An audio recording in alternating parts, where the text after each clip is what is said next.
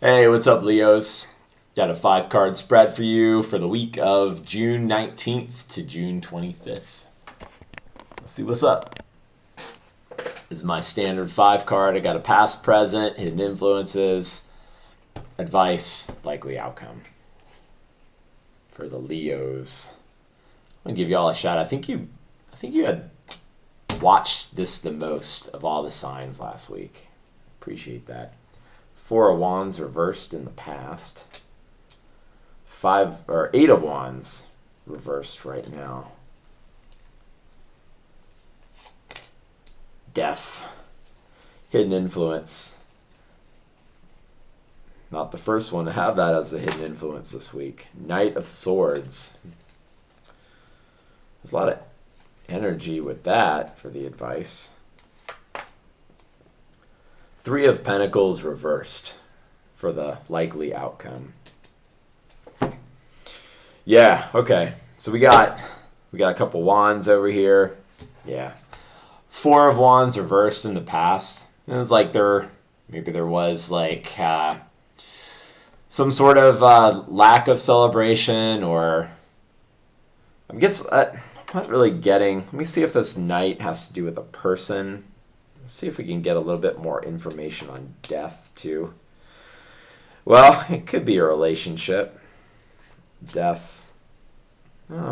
Yeah, there could be something there. There's some sort of emotional process there, but maybe there was an expectation of a coming together in the past. It didn't happen.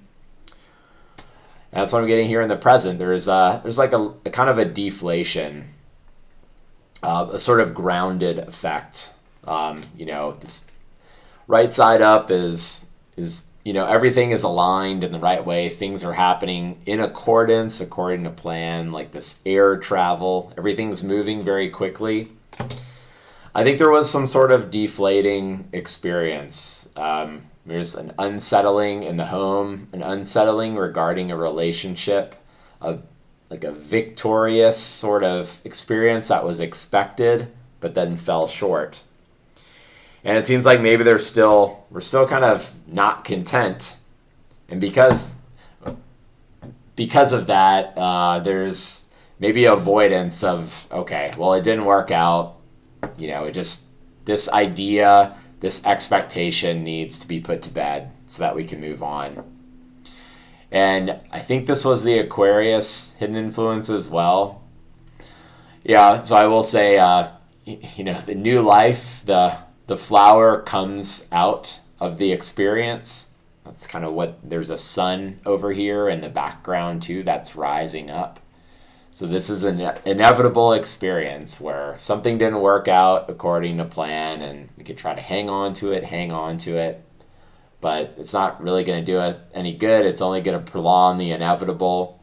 But accepting the inevitable will allow us to return more to this childlike state. It's like whatever we're fearing, if we can accept it and have that emotional, so we don't have to sit with our arms crossed over our heart to avoid or feeling discontent or avoid whatever that emotional tie-up is.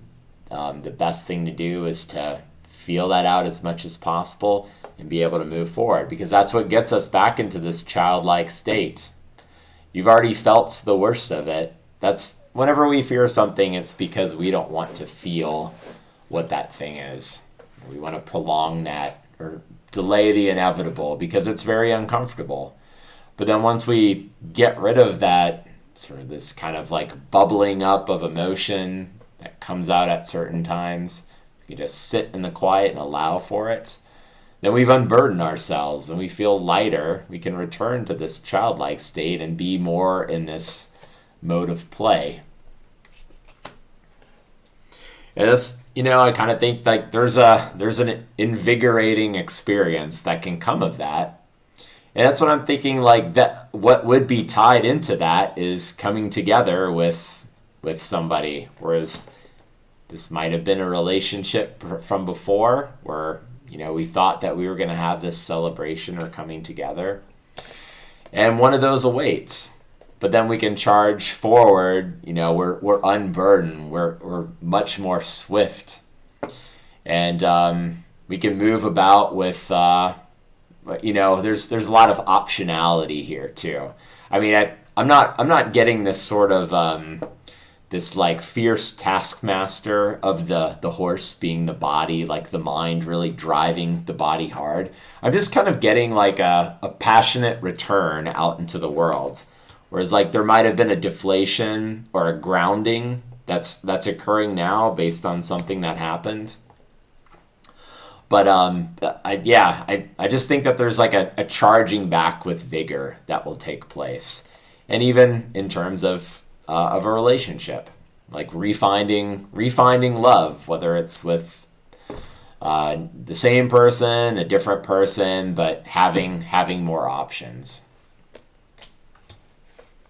And then I see this as a likely outcome. This reverse Three of Pentacles is when I see the upside down, then it goes back to the previous, which is the Two of Pentacles, and that's like a balancing act. It's a deft ability to balance.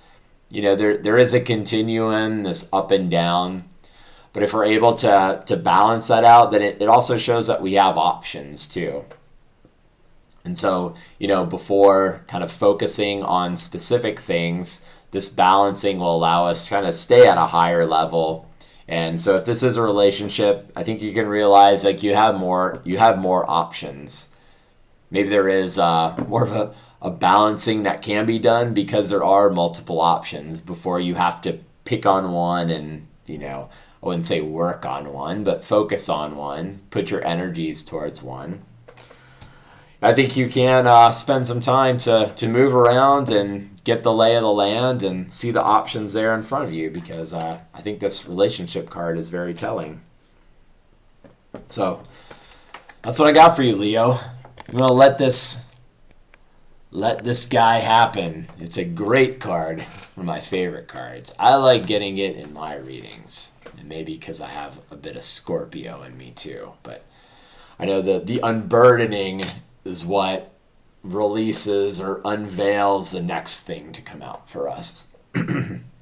What a great time to do it before we get into your sign, when that sun's in Leo, and then you're back to enjoying all the pleasures. Let's like clear out some of that baggage right now. So that's what I got for you. Appreciate you viewing this, and I'll see you on the next one. Later.